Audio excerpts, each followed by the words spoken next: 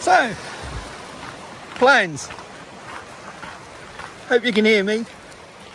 It's raining, but I managed to get a satellite map, you know, on the Met Office, so I could see what was happening, and that's what I needed to do. And yeah, it's off and on rain today, which is mainly mountain mist, heavy mountain mist and light drizzle. But there is some heavy rain coming in about 6 o'clock tonight. And I checked for tomorrow, and there is some heavy rain coming in, but there is a gap around 11 o'clock. But that might change, so I'll have to keep checking on the satellite through the next 24 hours. But when I get a gap, that's when we'll push. So we'll be up nice and early tomorrow, clean the hut out, bag up, which is not much to bag up because I've taken everything back to the car that I didn't need. Dogs will have to doss on the floor with the dog beds, and that's all. But they'll be fine because I've got a foam mat underneath. And we've got plenty of coal, plenty of food, plenty of dog food, and obviously plenty of water. So yeah, why not walk in the rain, eh? So that's what we're doing, we're walking in the rain.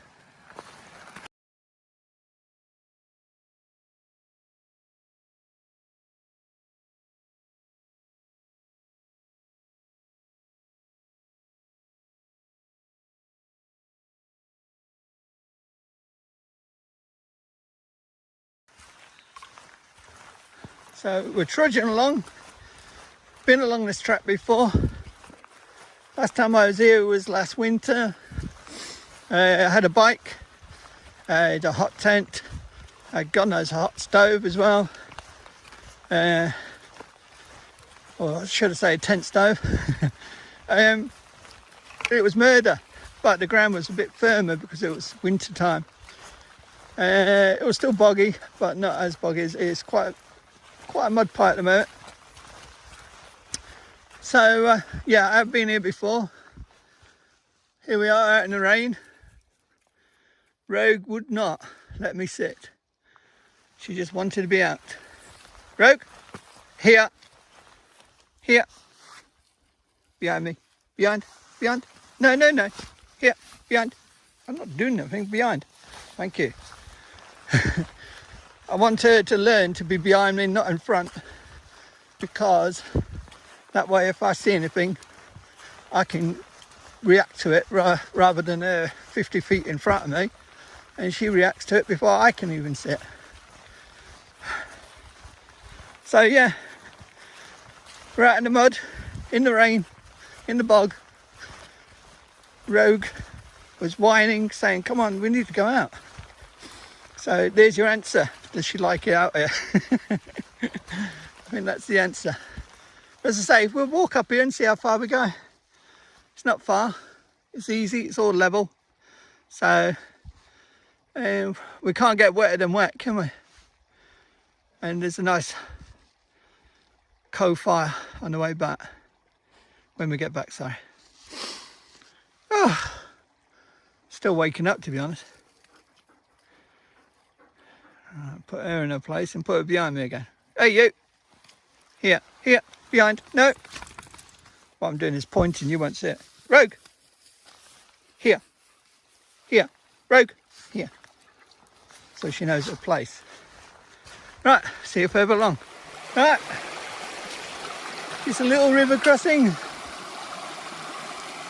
There's a bit of rain. There's a bit of swamp. Yeah, the rain's heavy now. But hey, as I said, how wet can you get? Ain't gonna bother anyone, is it? A bit of rain? Pneumonia, you know, exposure, whatever. Anyway, let's get the feet wet. I'm not trying to leapfrog from one of these to these. No, and they're greasy. No. Not worth the hassle.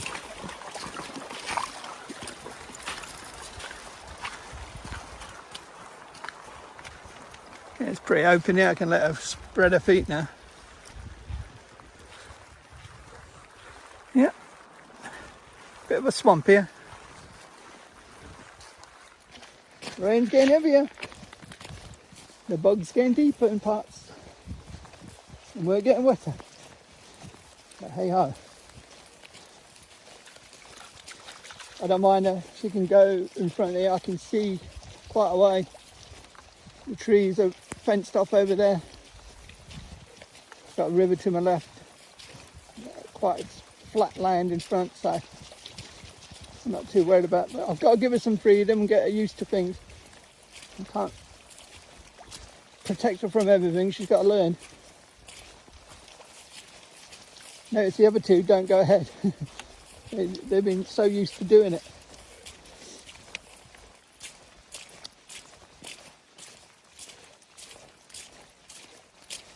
Can't be out in the Scottish Highlands in the rain, can you?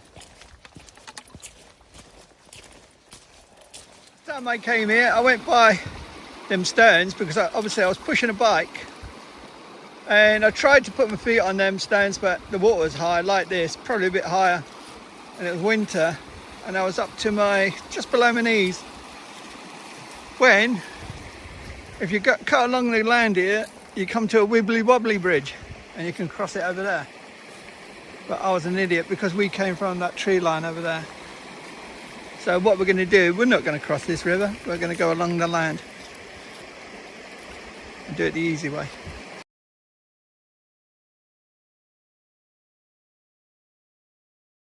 Stella's decided it's time for a bath. She loves the cold water. Hope we don't stiffen her up later. I want to see if she goes in. She doesn't go very far in. Right, we're crossing along here into the Wibbly Wobbly Bridge. See what she's like on a bridge. Should be fun. Where we camped last winter, in there. Absolutely brilliant spot. The bridge, if you can just see it, in the centre, is there. That's what we're aiming for through this bog, which is a right mush. But we'll check it out and see what it's like in there. It looks quite flat in the centre there. There was a load of fallen trees. We'd had the strong gales just before. So when I pitched there, I had to pitch a spot that if something did come down, it was small, round. Hey! Sorry about that. They're getting out of hand. It's playing, but they're getting out of hand. So yeah, I had to be careful if any small trees came down on us, but at least they would have been small because you didn't know how many were weak, but there was a hell of a lot down. So we're going to make it to the bridge and then cross over and go and check it out. We've been up that way. It goes to Loch Dochard, and that's what we climbed in the winter. We got about 3/4 up, and it was like 50+ mph winds. I think the wind chill was -9 to -12. It was freezing. I called it a day. I think we got to that ledge there before we got up to the big one, and that was high enough because it was freezing, but you could see all around. Beautiful. I thought the river's high, but it's quite low. I mean, you can see how far it's come down, so it's still got a long way to go up. Right, let's make it to the bridge. Let's see how she is on the bridge. Should be fun. As I say, we come on the left-hand side of the bank this time, whereas last time I went on the right-hand side. Now that is firmer and much better for a bike. Thank God I did. This is all bog. I've seen people go over the fence there. There's a stepping gate like, and you can cut through behind a bit of the wood. But obviously I can't do that with dogs, unless there's a hole in the fence. So let's see what she's like on this bridge. Oh, is there a sign up saying warning? I hope not. It'll be alright for them, even if they fell. It's only about 2-3 feet deep. But there's a sign up there. Let's have a look. I'll get back to you in a minute. As you can see, Rogue is terrified of bridges, wibbly wobbly bridges, and this is a wibbly wobbly bridge. Woo, woo, woo. Look at it bounce. Watch.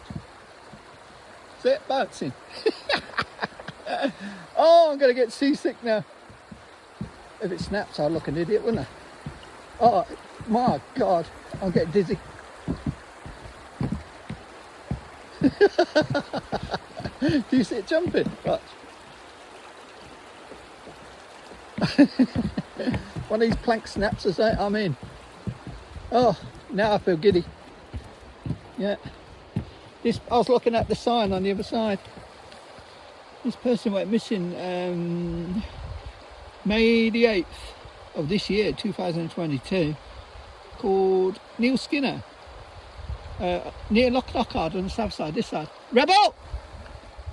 Sorry, I'm chatting to you and they're walking off somewhere.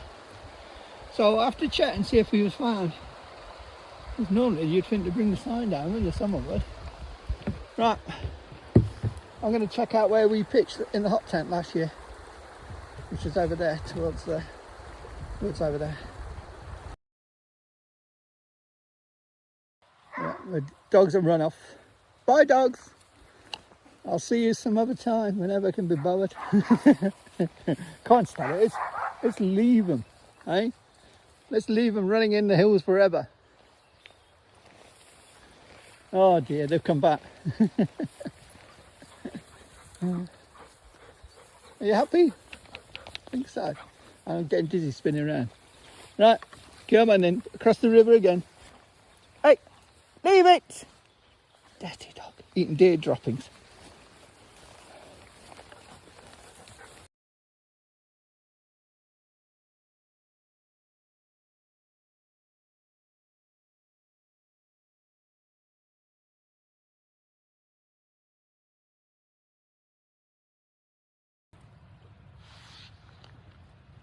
She's a deer.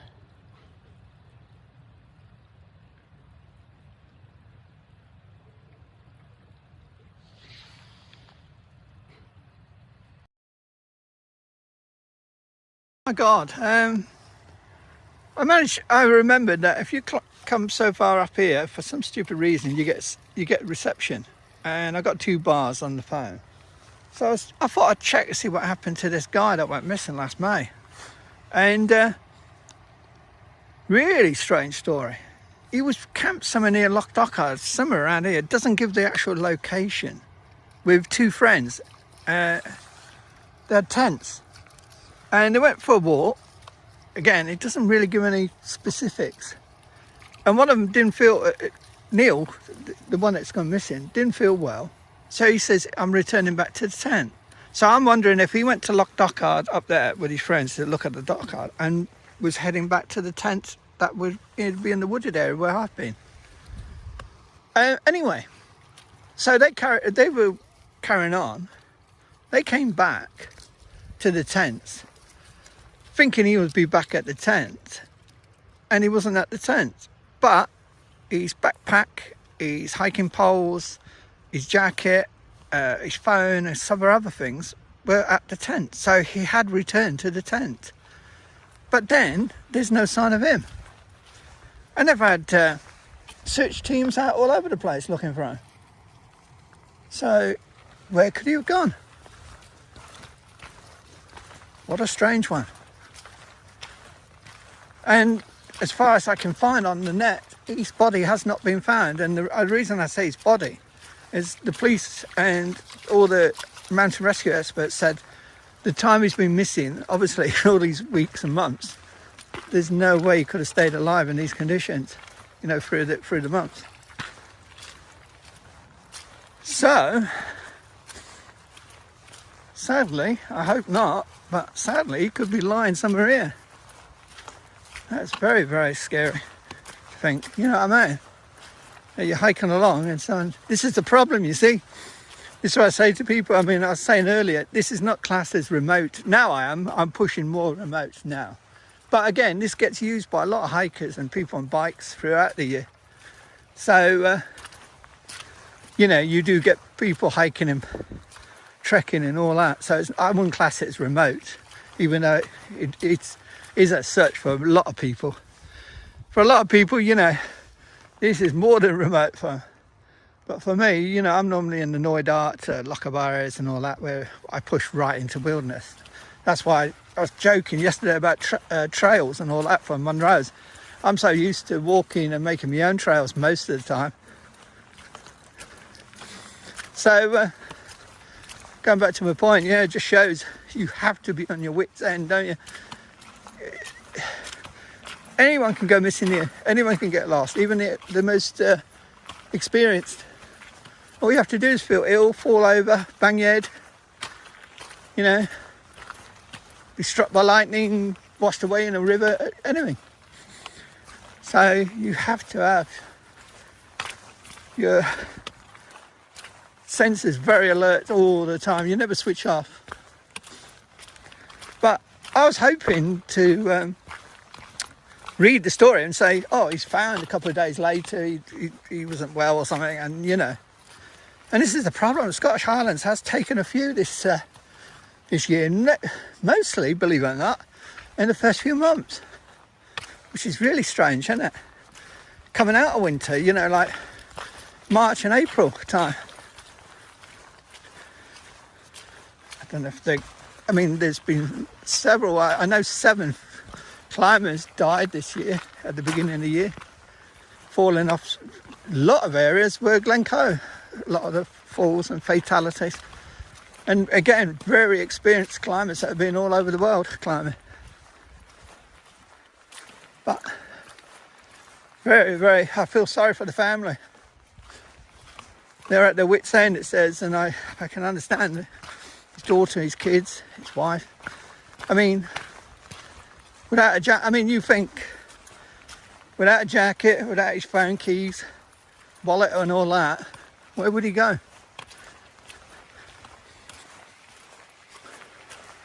It was May, if anyone's watching this video, it was May this year, 2022, I think May the 8th. And the police want to know if anyone was in the area and saw him. So if you are watching this video and you were in this area, biking, trekking or anything, and you can help the police, maybe you spotted him, have a look at the poster picture. If you freeze I'll tell you what I'll do, I'll take a photo and I'll add it to the video. Just in case, you might have seen him or passed him by chance, or you might have even talked to him. Maybe he wandered off a bit lost and you saw him and thought, is he okay? And spoke to him, said hello, and he said hello back. Right, I'll take a photo. Right, on a brighter note, we're taking the other route back, the route I took with the bike, which means we'll have to cross the river. Now, I'm doing it purposely because I'm going to get soaked, but I don't mind. I'm used to doing all that. There's also some deer somewhere around over there. I can hear them calling. But I want to see how Miss Cocky Pants here deals with higher water, because I haven't seen her in the water yet. So let's make her earn her crust as such. We've done about 3 miles so far. I want to not push it for Stella, for obvious reasons. It's very wet and all that. But we're taking a nice... It was just good to come out and explore. It's sad, again, to see that missing poster, because you see them pinned up and you always think, I hope the person's found, and you check on the internet and lo and behold, they're found maybe 24 hours later or whatever. But I was surprised the poster was still up. Here you. So let's get her in the water, eh? Stella's fine in the water, and Rebel, he goes in reluctantly, but let's see how good she's going to be in it. Watching people. This is deep enough for her. It's going to be a good challenge for her. You know what I mean? It's not mega deep, and I wouldn't do anything that's mega deep. Too dangerous. But let's get her across. For her, this is going to be up to her chest, I think. So it's going to be deep enough. Woo! It's up to the shins. And as I say, you'll feel the current pulling. It's now, as you can see, and I'm getting soaked. Oh, I can feel it pouring through my boots and everything now.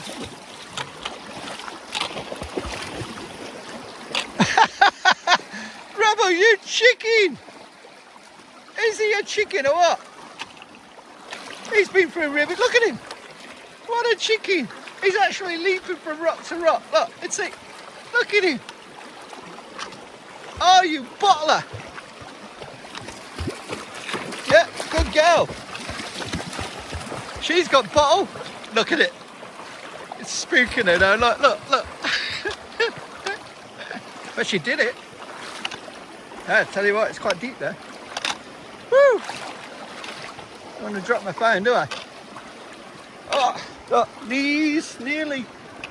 Oh, knees now. Oh, that was a deep spot. And it's freezing, tell you. Oh. My boots are full of water. See what I mean? Don't look deep, does it? Knee deep. That's enough. Yes, you can go fly deep. But do you really want to? That was funny. I never expected to see Rebel bottling it. I knew he's gone off water lately. That happened because when we were in Noida,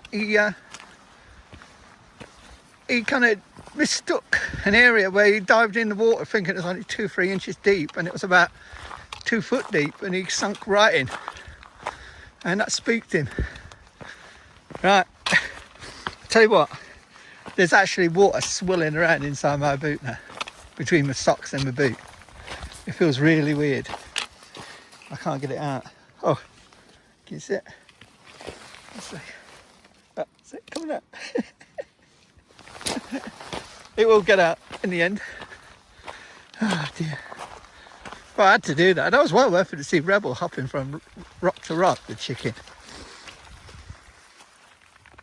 Oh, that was good fun. My feet are still squishing in the water now. It won't leave my boots. Rogue's found the soggiest piece of stick that looks just broken off in her mouth. There was a reason why I'd put her in the water, not just for a bit of fun, which it was, you know what I mean? But as you've heard probably in the last 2 days, 3 days, she's been kept creeping towards fast flowing water. And it's a negative. I don't want that, you know, because 1 minute you're chatting, next minute, boom, she's in the water and getting swept away. So she didn't really know what it was like.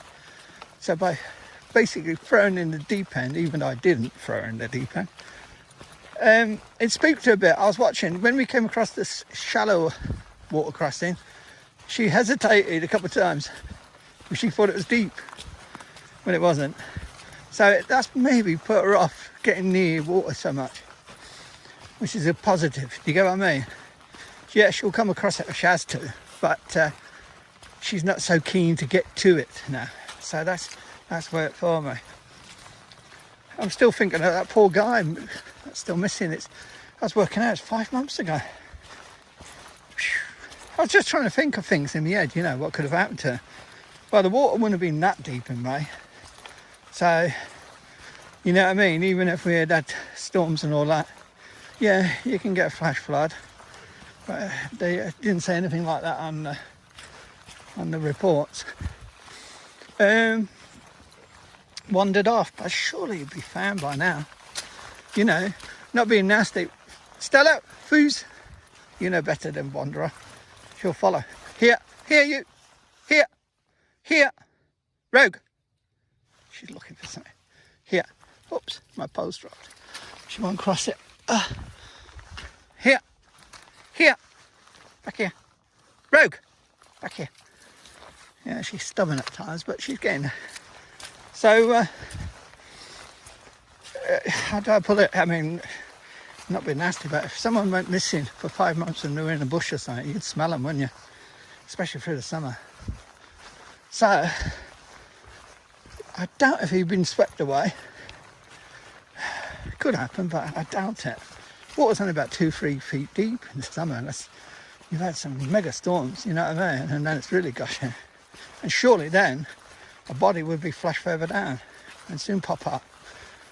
Even if it was wedged under something, sooner or later it would wash free with the current of the river. 99% of the time it's like this. It's only when it's been raining heavy. So, let's say he's not wandered off somewhere and died, sadly. He's not been washed away. Weird, very weird. And we'll we will cross off the aliens picked him up. No, that didn't happen. Before someone says it. So any ideas what happened to him? I'll double check when I get back at the hut later, just in case he was found. Well, sadly his body was found. And it seems weird that I didn't see it on the internet when I was scanning. Right, put you away before I fall off.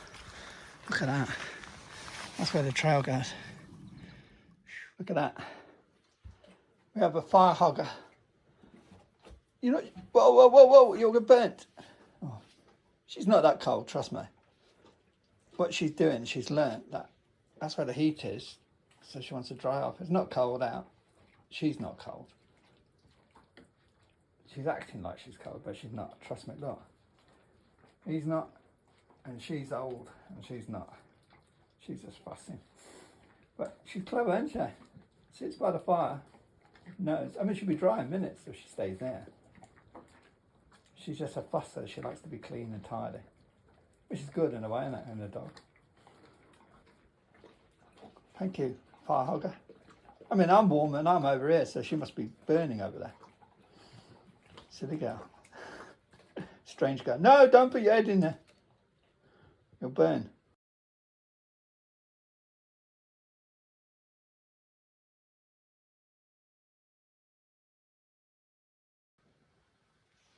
Last night at the hut. Oh no, got my Buffy slippers on. Please do not mock. Managed to sort out the sleeping arrangements. Stella's got the ground floor because obviously she can't jump up. These two have got a settee like couch. It's seen better days before dogs ever got on it. I've put a cover over it just to stop it getting messy if they do get wet or muddy. And then that can be shaken and hung up. But it's worked. Probably, if I'd have known, I probably wouldn't have brought half of the gear, like the dog beds or anything, and they could have slept there, couldn't they? So that's something to think of if I ever use it again. Bring cover, that's all. And as I say, started there nearer the fire, plus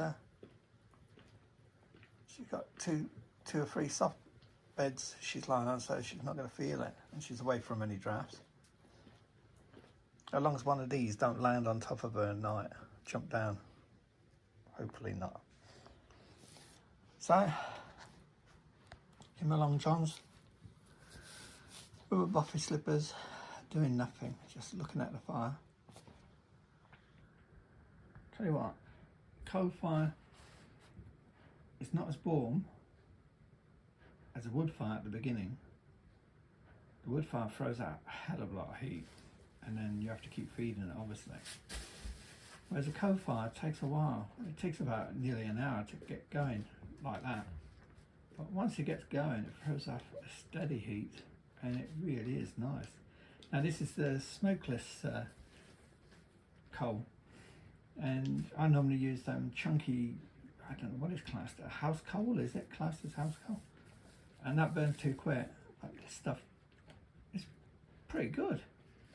I'm surprised.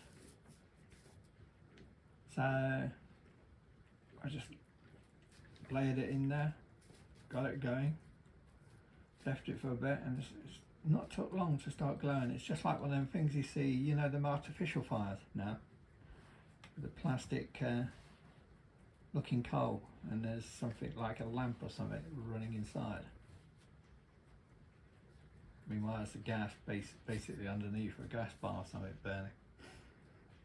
But really is lovely, very soothing. So, oops, sorry, my finger's in the way. Oh, I can see all the dust now because I've zoomed in. So what's the highlight of the 4 days? Probably doing the Monroe. I must say, if I was being 100% honest, the highlight of this trip has been how good Rogue has taken to everything. I didn't expect it to be this good. I expected it to be hiccups. She's probably better behaved here, and I was thinking about this a minute ago, than when we were actually at home. And that is probably down to frustration, because when you're at home, you're in 4 square walls, ain't you? Even though I'm walking her all over the place and giving her exercise and doing training.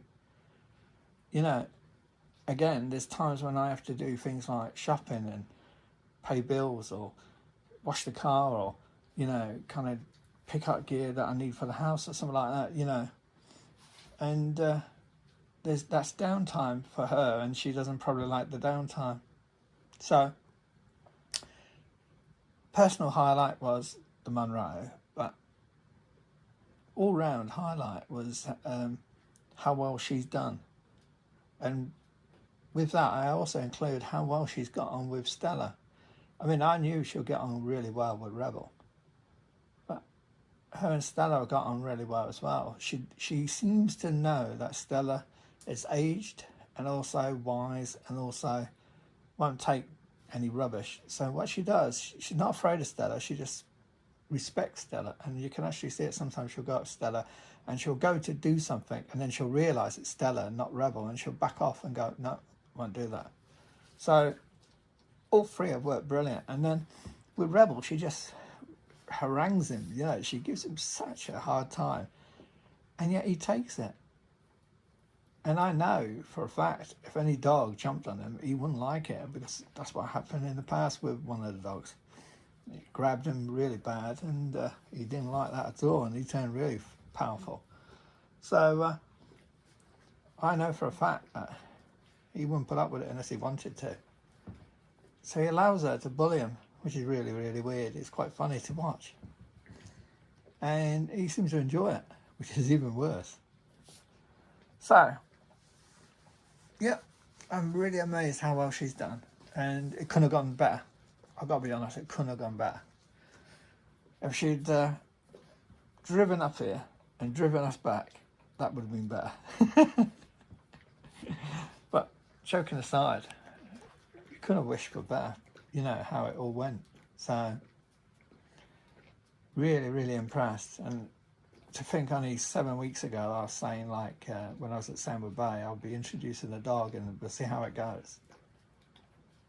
I am dumbfounded how well it's gone. It's gone too well.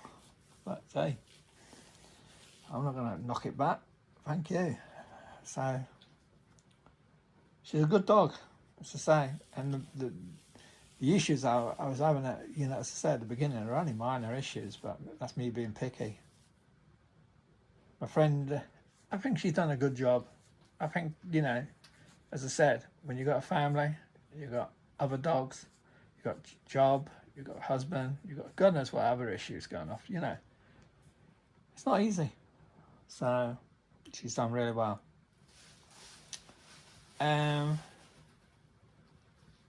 So tomorrow morning, we'll be leaving, hoping for that window around about 11 o'clock.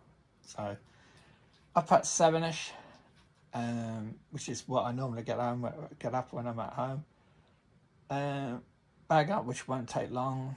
Feed these. I'm going to double feed them because they normally get fed. I forgot to mention, you know, I don't know if people are interested in all this, you know, but I've always talked about it, so, you know, I'll address all the points that change with my dogs and how it works when I'm out and all that, because it might help other people.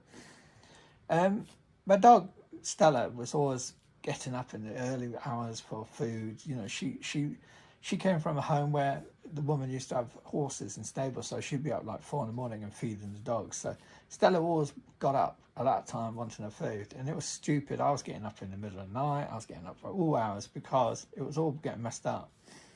Because Stella was just dictating the times, and in them days I just went along with it.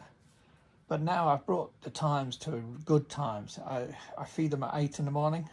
I feed them at 5 in the evening when at my meal time. And I feed them at 10, so it's not too late at night, and that should carry them through. Now, some people say feed them twice a day. I've always found if I do that, my dogs tend to be sicky because the build up of bile, because their stomachs are so empty. So I found 3 feeds. What's worked for the dogs when I have them. So, as I was saying, going back to the original point, so I'll double feed them in the morning because I'll be driving back, and unless I can find somewhere to stop, and unless the weather's good, you know, if it's pouring down in a service station, you can't feed your dogs. Feeding 3 dogs with people and cars and everything going on could be a bit Mickey Mouse, you know what I mean? So it's best to try and avoid that and just do the toilet stops. And I can do 1 at a time, or 2, 1 and 2. Take Stella out first and then take the other 2 after. So that's the plan of action. Double feed and then hopefully get out here about 11 o'clock.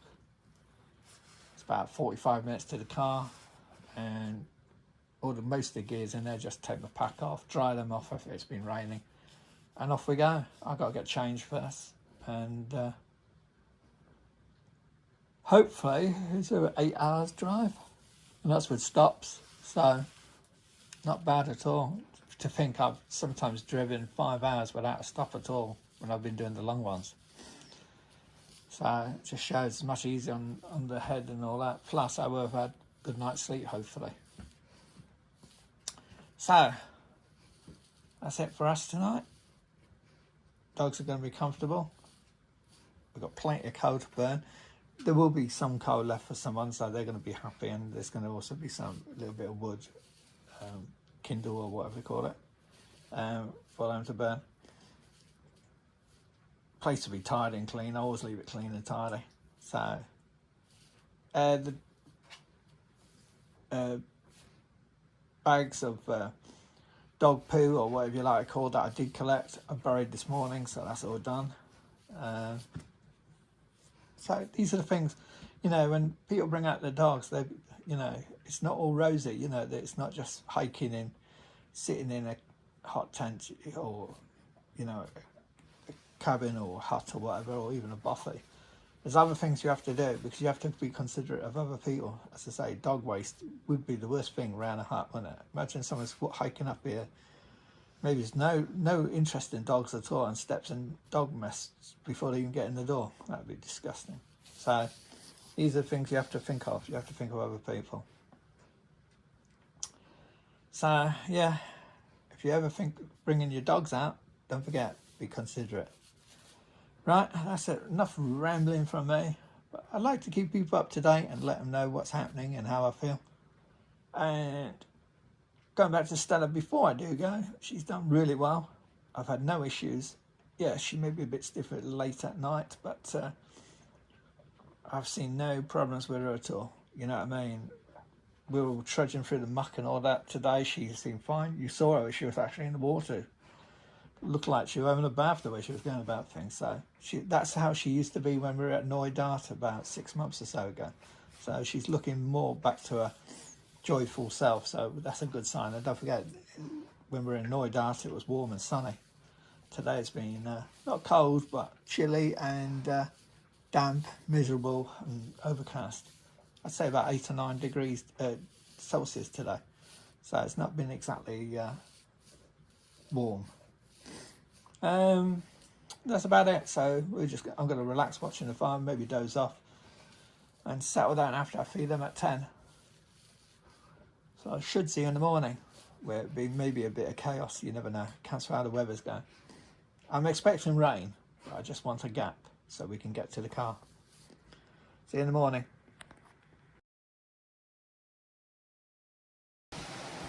Day 5, 9:30. As they predicted, it's pouring down the rain.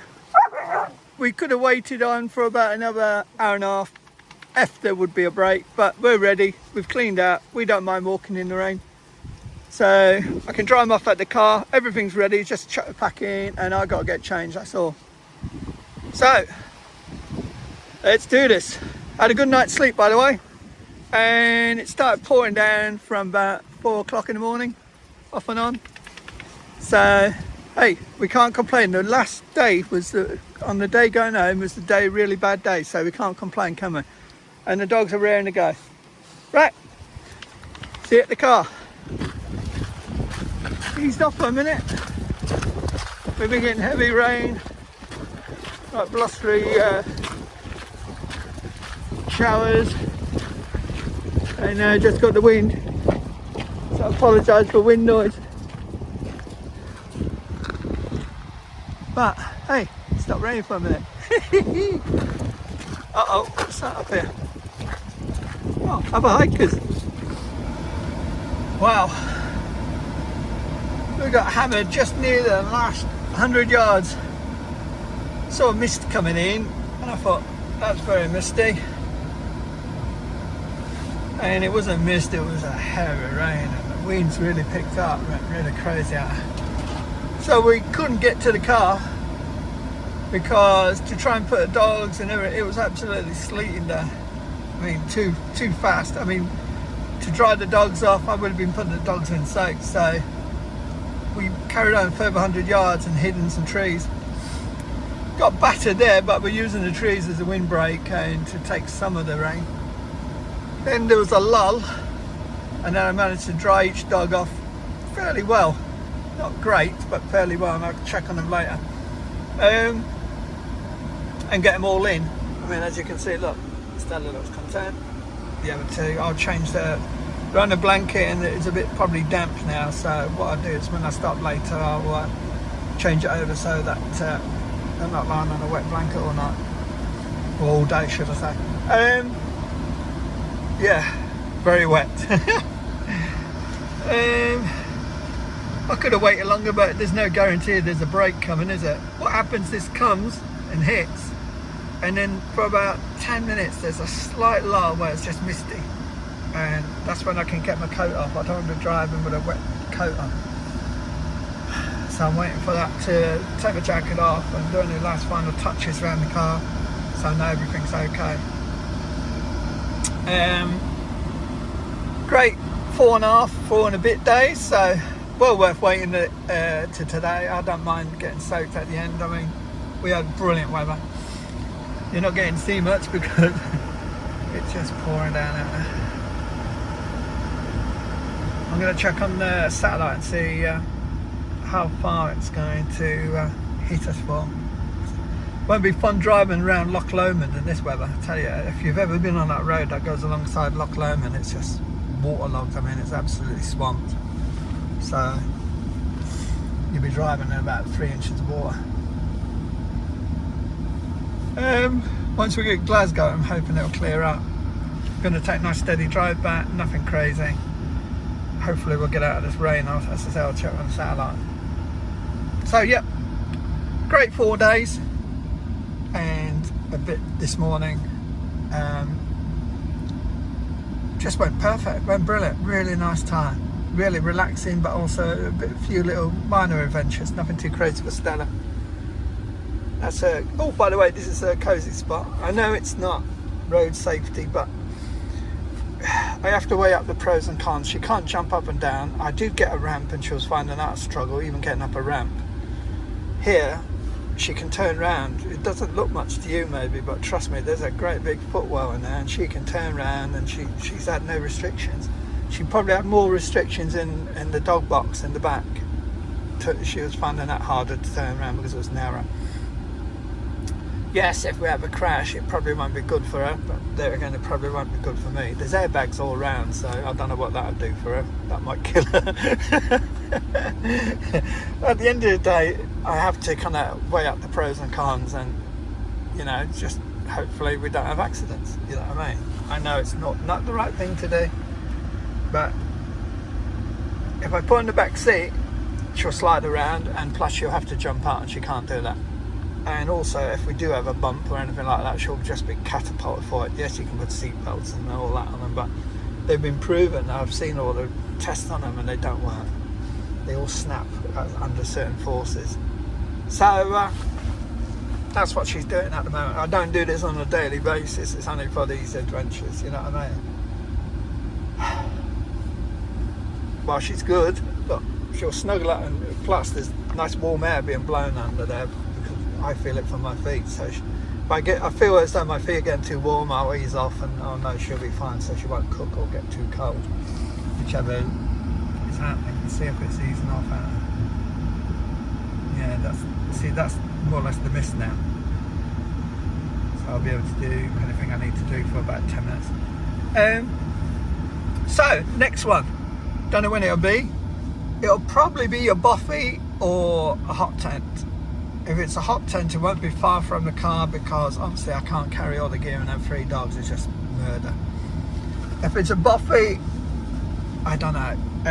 We'll have to work out how that will all work out. But might use the bike to take some of the gear. I don't know. Just to carry the gear. I don't know. We'll play it by ear and see how it goes. Hope you enjoyed the time we were out and shown, and you saw Stella's back.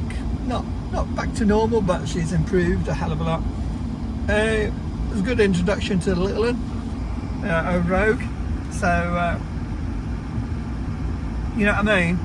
In the future, the adventures will get more and more, as Stella isn't with us sadly. But until then, we're just going to take little adventures. So if any of this is, you know, helpful to anyone with dogs, or you know, the places I go and they want to test them out or try them out, then that's the best thing. But hope you enjoy them.